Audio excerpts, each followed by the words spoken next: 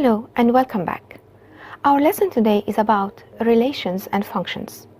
Our objectives are to identify the difference between a relation and a function and to recognize multiple representations of linear functions. The first thing is, what is a relation? A relation is a set of ordered pairs that relate an input value and an output value. The relation is between the x values and the y values of ordered pairs.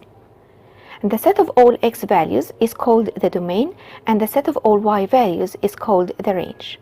Let's have an example here. You have two sets A and B. A is the input, B is the output. So we can say that A is the x values and B is the y values. To write the set of ordered pairs here, we see that 1 is paired with 2, 3 is paired with 2, 5 is paired with 7, and 9 is paired with 8. So we can write the set of ordered pairs as 1 and 2. This is the first ordered pair. The second one is 3 and also 2. The third one is 5 and 7. And the last one is 9 and 8. And as you see here in the set of ordered pairs, all the first term are all the x values or the input values, which is here A.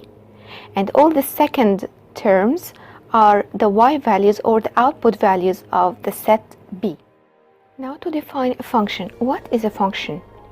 A function is a relation whereby each input value there is exactly one output value. Look at this function.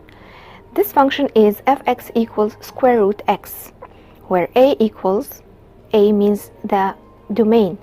The input values, x belongs to R, all the real numbers, where x is greater than or equal to 0.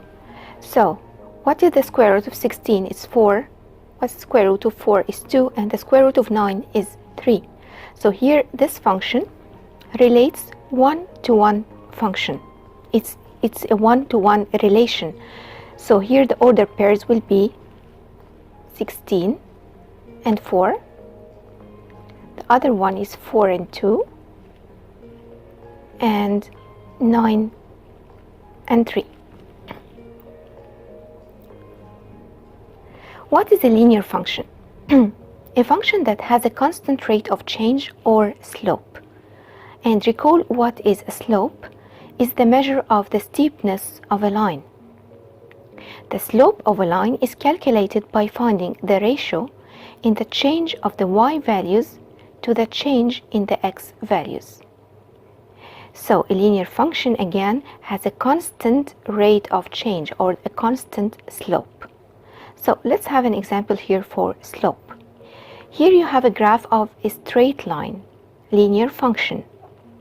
To find the slope of this function, we will find the ratio between the change in y values to the change of x values, which is called rise over run. As you see here, the 2 points, we take any 2 points on the line to find the slope. The first point here is 2 and 2. The second line is -3 and -2, or we can take the opposite. Okay, so here the x value is 2 and the x value here in the other one is -3. The y value here is 2 and the y value here is -2. To find the rise, this means to find the change in the y value or in the y.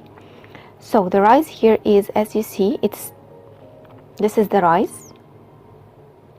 So it is 2 minus -2. Why? Because the first y was 2 and the second y was -2. So 2 minus -2. This is the rise.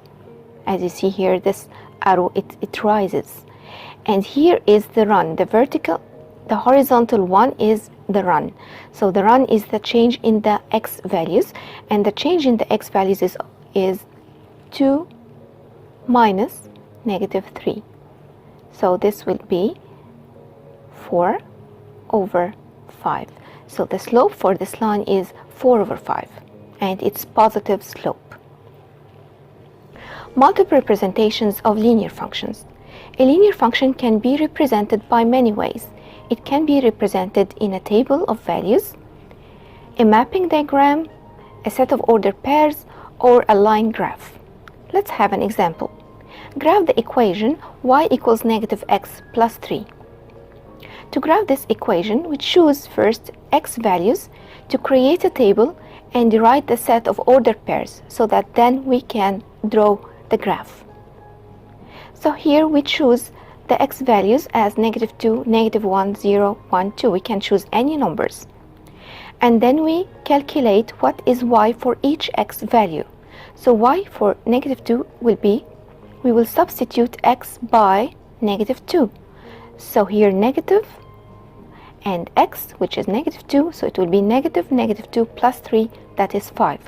The second one, y equals negative 1, because here x is 1 plus 3, so here it will be 4. And then if x equals 0, then y will be equal to negative 0, and there is nothing called negative 0 plus 3, that is 3. And here y equals negative, and x is 1 plus 3, that will give me 2. And the last one, y equals negative 2 plus 3 gives me 1. Now what are the ordered pairs? The set of ordered pairs here will be for each x and y. The first one, negative 2 and 5, negative 1, 4, 0 and 3, 1 and 2, and the last one is 2 and 1. So let's see how we draw this line or graph this line. We put all the points of x values and the y values, and we plot the ordered pairs that we have.